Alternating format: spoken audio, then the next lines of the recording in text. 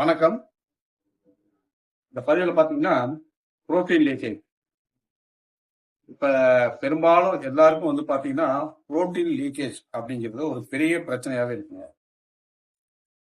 இது எதனால ஏற்படுது அப்படின்னு பார்த்தோம் அப்படின்னா சிறுநீரகத்தினோட வேலை குறைபாடு அப்படின்னு சொல்லலாம். அதாவது கிட்னி ஃபங்க்ஷன் குறைவா இருக்கு. அந்த கிட்னியானது வந்துட்டு ரத்தத்தை சரிவர சுற்றி செய்யாமல் அந்த வேலை பளு குறைஞ்சி சிறுநீர்ல அந்த தாது உப்புக்கள் யூரின் மூலயமா வெளியேறுங்க. அப்படி அந்த தாது உப்புக்கள் புரோட்டீன் ஆனது அப்படியே வெளியேறும் போது என்ன உடல்ல நடைபெறும் மாற்றங்கள் என்ன இருக்கும் அப்படின்னு பார்த்தோம் அப்படின்னா உடல்ல சத்து குறைபாடு ஏற்படுங்க.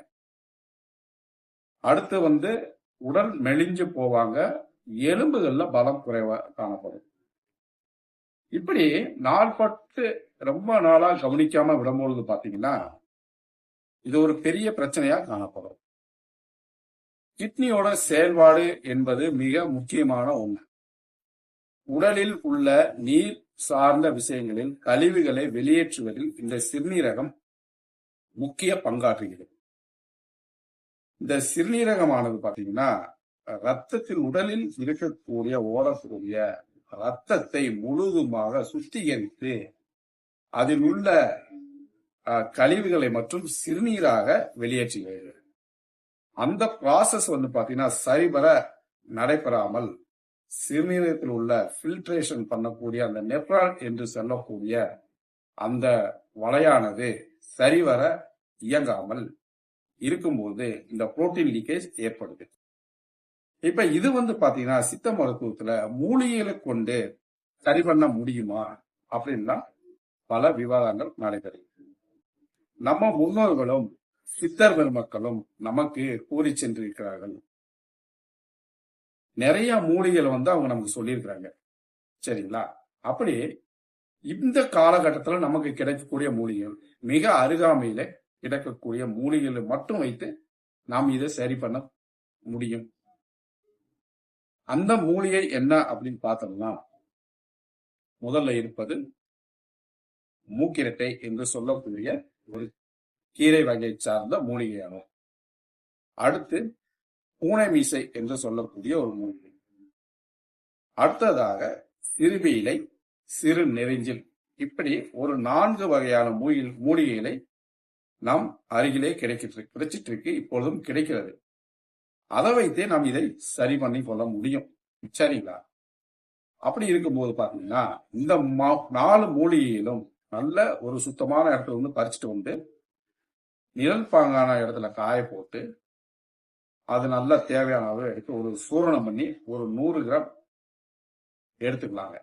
அதாவது பாத்தீங்கன்னா ஒரு மூலிகையிலும் நான் சொல்ற முறைப்படி நீங்க எடுத்துக்கோங்க. மூக்கிரட்டை ஒரு 100 கிராம் மூலிகை எடுத்துக்கோங்க. மூலிகை சூரணம், அதாவது காய வைத்து அரைத்து பொடி பண்ணி எடுத்தது, சளிச்சு பொடி பண்ணி எடுத்தது ஒரு 100 கிராம் சூரணம்.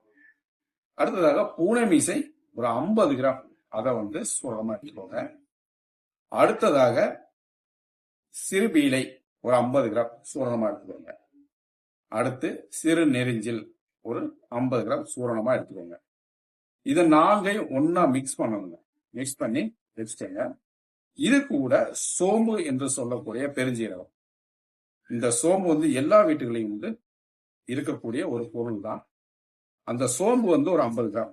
இதை எடுத்து நீங்க இதையும் சூரணம் பண்ணி வஸ்தகார அந்த பொடியோட இதையும் நல்லா மிக்ஸ் பண்ணி ஒரு டப்பால ஸ்டோர் பண்ணி வச்சுக்கோங்க. இதை என்ன பண்ணணும் அப்படின்னா ஒரு 2 ஸ்பூன் எடுத்துக்கோங்க. எடுத்து ஒரு 500 ml தண்ணியில போட்டு நல்லா கொதிக்க வைங்க. கொதிக்க வச்சு ஒரு 100 ml பத்தரை வரைக்கும் கொதிக்க வச்சு வடிகட்டி எடுத்து காலையில வெறும் வயிற்றுல குடிச்சிருங்க. குடிச்சிட்டு 1 மணி நேரத்துக்கு அப்புறம் நீங்க நார்மலா உணவு வகைகளை நீங்க எடுத்துக்கொள்ளலாம். அடுத்து ஈவினிங் சாயங்காலம் பாத்தீங்கன்னா ஒரு இதே போல 2 ஸ்பூன் எடுத்து 500 ml தண்ணி விட்டு கொதிக்க வச்சு அதை 100 ml மாற்றி பத்த வைத்து அதை வடிகட்டி ஒரு 6 மணிக்கு வாக்குல நீங்க குடிச்சிட்டு வரலாம். இப்படி தொடர்ந்து 2 வேளை குடிச்சிட்டு வரும்போது பாத்தீங்கன்னா அந்த சிறுநீரகத்தில் உள்ள அந்த நெப்ரான்கள் சரியாக செயல்பட ஆரம்பிக்கும். அப்படி ஆரம்பிக்கும் போது தான் பொறுமையா அதை நீங்க வந்து கண்கூடா பார்க்கலாம். நீங்க வந்துட்டு அது ஒரு நாள் மாற மாற மாற வந்து சிறுநீரகத்தை அதிகமா நுர வர்றது, சிறுநீர் வந்து திக்கா போறது, சிறுநீர் வந்து போகும்போது பயங்கர பேட் ஸ்மெல் வருது. இந்த மாதிரினா அப்படியே குறைஞ்சிட்டு வர்றது நீங்களே பார்க்கலாம்.